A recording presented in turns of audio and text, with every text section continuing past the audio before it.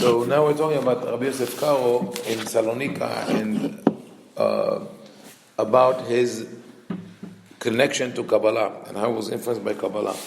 It's interesting, I received today an email, someone forwarded me an email about halakha that speaks about how Rabbi Yosef Karo ruled regarding the 3 weeks, and the rabbi who wrote that said it's known that Rabbi Yosef Karo never paid much attention or weight to the rulings of Kabbalah, so this is an exception.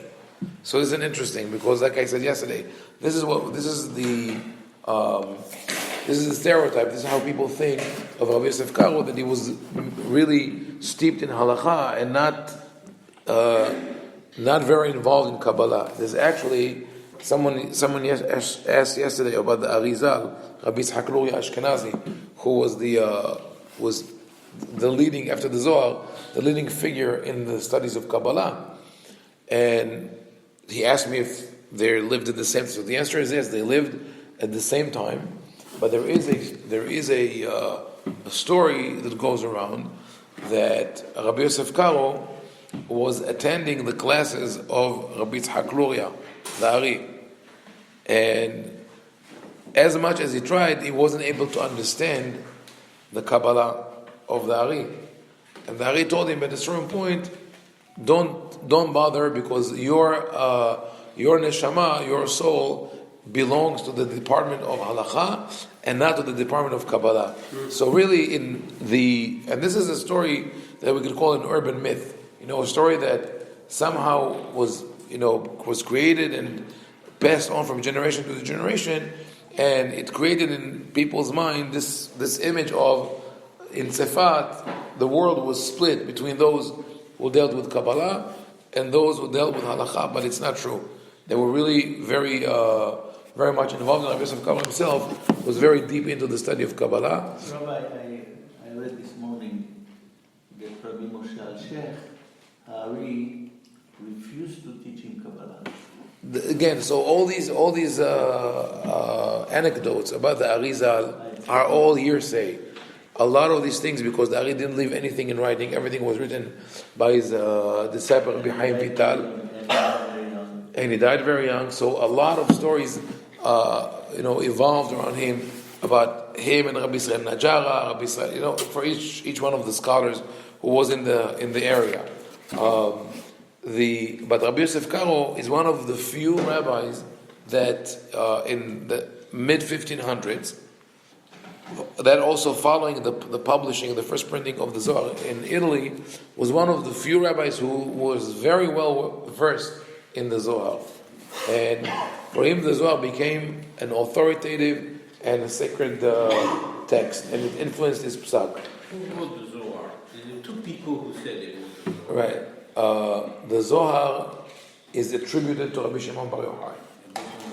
Some people said no. And some people say that it was written by Rabbi Moshe di Leon in the 14th century, in the 1300s. I gave a show about that. I have another show about the introduction to Kabbalah. The point at this point in time where we are in the Jewish world, it doesn't really matter who wrote the book, because even if it is Rabbi Shimon Bar Yochai, but it was hidden for 1,000 years.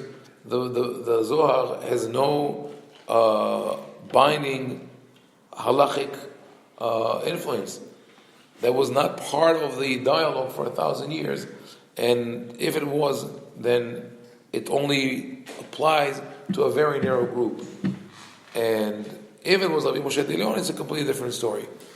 But again, it should not influence halakha. What is important today, when you review halakha, when you look at halakha, you have to ask this question: certain minhagim, certain practices that we have that were influenced by the Zohar, should we keep doing them or not? And the answer would be that if that minhag has no negative influence on anyone, then there's no problem of keeping it and continuing with your tradition. But if the minhag does have a certain negative impact, then you have to reconsider it.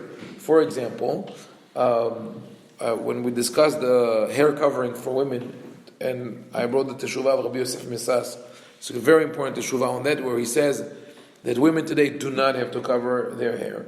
He refers to the saying in the Zohar. One of the very strong statements against women revealing their hair is in the Zohar, and the Zohar speaks about sort of evil energy that comes and stems from the hair and can destroy the world and destroy men and all that. Rabbi Yosef Misas says we don't deal with Kabbalah. Whatever it is, whatever the Kabbalists understood or saw there, does not influence halakha.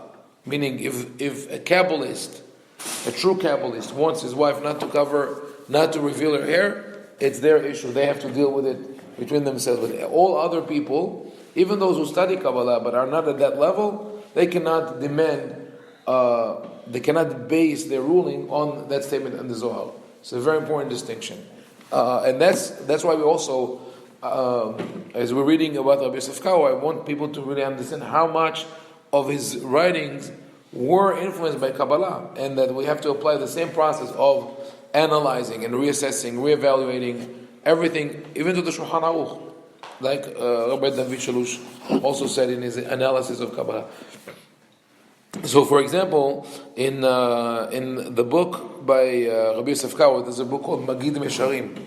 Magid Mesharim is visions that he had through an angel revelation that he had, and he says that the angel or the Magid, this heavenly voice, told him, "Ma sheyeh lachem safek, malachim ha'afim be'arba kenafayim yilamedu etchem, kmo shelimdu et Rabbi Shimon bar Yochai b'me'ara." So he hears this voice that tells him that whatever you have a doubt, whenever you have a doubt on halakha and you're not sure what to decide, you will be taught by flying angels with wings that will teach you just as they taught Rabbi Shimon bar Yochai. So that means that from his point of view, his writings were at the level of prophecy. So that is an important thing to know. At a certain point, also, Rabbi Yosef Karo, in his writing, develops a dialogue with Rabbi Shimon bar Yochai. It's as if Rabbi Shimon bar Yochai is alive and he's talking to them. The Magid is talking to them. He says, והרי כל חכמי התורה מלמדים עליך זכות לפני הקדוש ברוך הוא, הריף והרמב"ם והראש, מפני שאתה עוסק ומבאר דבריהם ופוסק כמותם. The angel tells Rabbi Yosef Karo that all the rabbis who passed away and are now in a place called Yeshiva Shel Ma'ala, the heavenly court or the heavenly hall of study, they're all in favor of him because he studies their words and he quotes them. So he has this kind of really kind of a mystical level to his writing, a very strong belief that what he's doing is supported not just by his knowledge but also by all the knowledge of the souls and the neshamot of the rabbis who passed away. And the more he continued learning, the more names are added to this Yeshiva Shel Ma'ala, and the people who are supporting him. So he, as a part of his routine, he would study Mishnayot. He would study Mishnayot every day, but he would also study Zohar every day. When he writes about his learning, he says that the angel told him, "Tamid tit'asek b'psak u'b'gemara, b'kabbalah u'b'mishnah u'b'tosafot u'v'rashi." You have to constantly study halakha, the Talmud, and the Kabbalah, and they all should be intertwined. So we find through the writing of Rabbi Yosef Karo, hidden, mainly in the book of the Magid Mesharim, not in his halachic writings, references to many Kabbalistic writings, and even an argument with the Kabbalists of his time. And he writes this. He doesn't mention the name of the rabbi that he disagrees with, and he says, "וזה הביא למקצת מקובלים לומר שאלו אינן עצם האלוהות חס ושלום. ואתה יודע שרבי פלוני סובר כך, ועתיד לתן דין על זה, ועונשו רב. לכן, אם תימצא איתו, אמור לו שיחזור בו והוא יקבל ממך." So here he touches on a very problematic aspect of Kabbalah, and that is the idea of Sefirot. Have you ever, when you hear about Sefirot, people use the term a lot. The original appearance of the term Sefirot is in a book called Sefer Yetzirah, which was probably written around the 6th, 7th century, and originally meant digits. The book of Sefer Yetzirah says that there are 32 paths of wisdom, 22 letters, and 10 Sefirot. And the meaning is that just as you can make sentences and languages and books and everything from the 22 units of the language of the alphabet, so with the 10 digits, you could create mathematical systems and science and really create worlds with. That was the original intention of the word Sefirot. Later on, in medieval times, that term became a term to describe forces that emanate from God.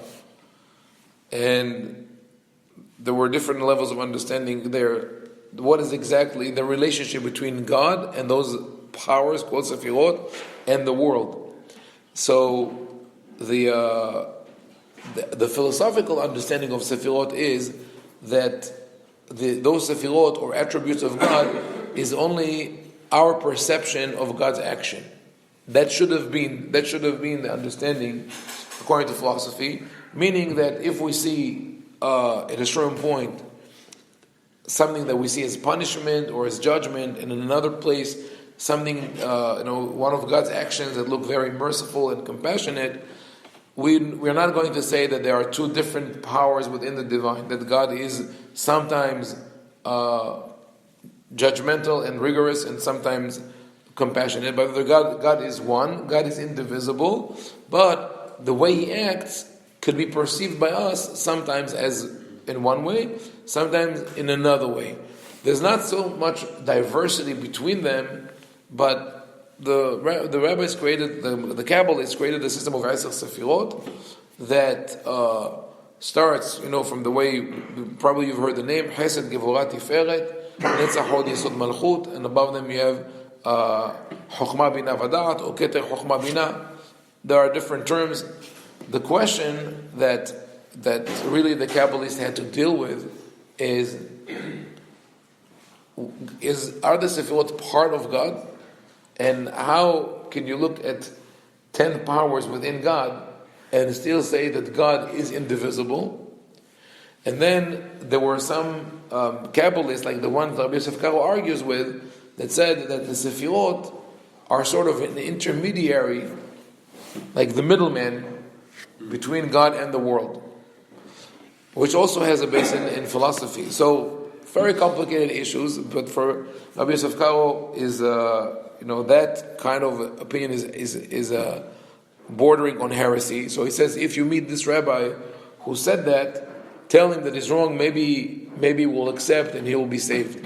But we know at least that Rabbi Yosef Karo was very deeply involved in Kabbalah, and one of the people that influenced Rabbi Yosef Karo and was very, very connected to him in friendship and in learning and everything was Rabbi Shlomo Levi El-Kavetz. That we know, we are most familiar with his work of Rabbi Shlomo Levi El-Kavetz through the Lechadodi. He wrote the Lechadodi, the Kabbalah, the Piyut for Kabbalah Shabbat. And when you know the words of the first word of each stanza make the acrostic of his name, Shlomo Levi, Shamor v'Zachor, Likrat Shabbat Lechuecha, etc. So he was also Shlomo Levi El-Kavetz was born in Thessalonica also, and he was a great poet and a Kabbalist.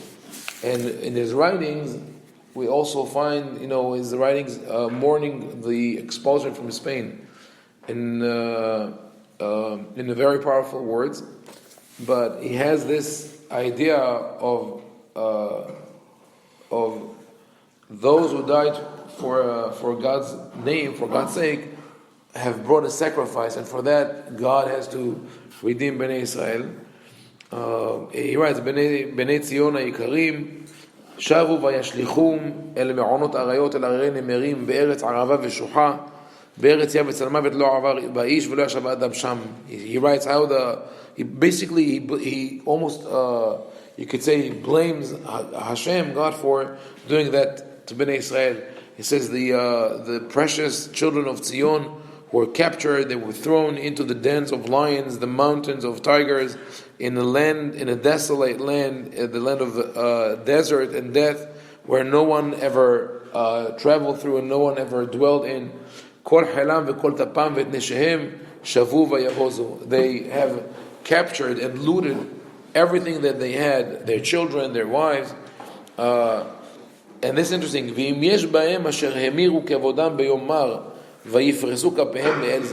even if among them there are those who converted from their religion and pray to a foreign god,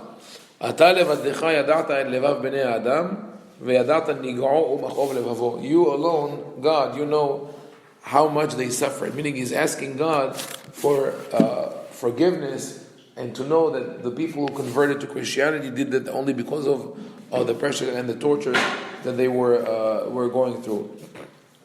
So this is how powerful his writing is.